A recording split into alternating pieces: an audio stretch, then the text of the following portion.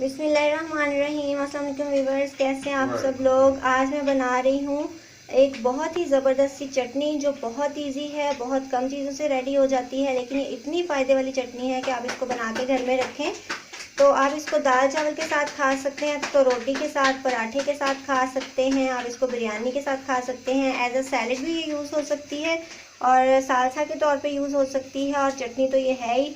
और देखेंगे इसके लिए हमें कौन कौन सी चीज़ें चाहिए होंगी। एक मीडियम साइज़ का प्याज लिया है, एक टमाटर है, 4 हरी मिर्चें हैं और ये थोड़े से धनिए के पत्ते हैं। बस यही 4 चीज़ें हमें चाहिए होंगी इस चटनी को बनाने के लिए।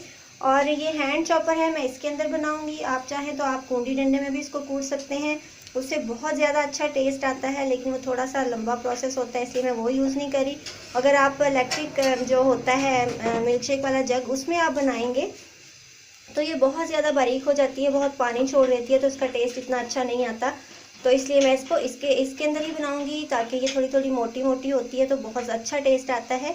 तो पहले मैं सबसे पहले इसको छुरी से छोटे छोटे पीसेस करके इसके अंदर डाल दूंगी और बाद में इसको मैं ग्राइंड कर लूँगी हैंड चॉपर से। तो आप देखिए, मैं आपको इसकी फाइनल लुक दिखाती हूँ चॉप करने के बाद। ये सारी चीज़ें मैंने मोटी मोटी चॉप करके डाल दी हैं हैंड चॉपर में। तो अब इसको मैं ग्राइंड करने लगी हूँ, फिर मैं दिखाती हूँ आपको इसकी फाइनल लुक। तो ये चटनी चॉप हो चुकी है, इसमें मैं डालूंगी नमक। ये ½ टी स्पून नमक है, आप अपनी मर्ज़ी के मुताबिक इसको कम ज़्यादा कर सकते हैं। अगर आप चाहें तो इसमें रेड मिर्च पाउडर भी डाल सकते हैं इसको ज़्यादा स्पाइसी करने के लिए। तो इसको मैं मिक्स करती हूँ और ये हमारी चटनी बनके बिल्कुल रेडी है। ये हमारी चटनी बनके बिल्कुल रेडी हो गई है। आप देख सकते हैं इसके अंदर कोई मॉइस्चर नहीं है, कोई पानी नहीं है। और अगर हम ये इसको इलेक्ट्रॉनिक उसमें ब्लेंडर में बनाते तो ये बिल्कुल पानी पानी हो जाता है, इसका पेस्ट बनके पानी अलग हो जाना था। तो इसका ये टेक्सचर बिल्कुल परफेक्ट है। आप इसको पराठे के अंदर भी लगा के, इसका पराठा भी बहुत मज़े का लगता है।